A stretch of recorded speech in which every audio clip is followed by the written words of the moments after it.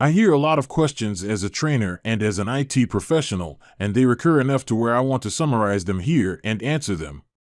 First of all, which exam should you take first for Azure Architect, AZ303 or AZ304? It doesn't matter.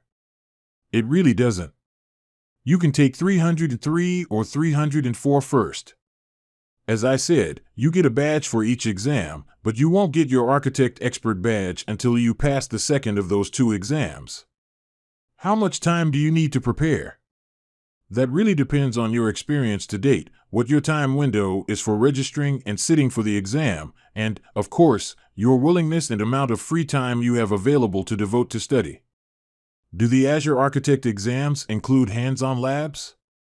Well, they used to, but in spring 2020 Microsoft turned them off, and they've been turned off ever since. I'm recording this lesson today in late January 2021, and there's no notification at all for Microsoft whether they'll come back. But you do need to be aware that Microsoft Learning could bring those performance-based labs back at any time, and given their history, they're not going to make any advanced announcements, they're just going to flip the switch. So be prepared to see them. Which Azure book do I think is the best resource?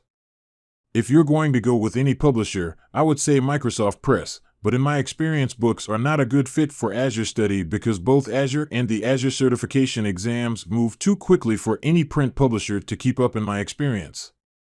Lastly, which practice exam do I think is best? I recommend two.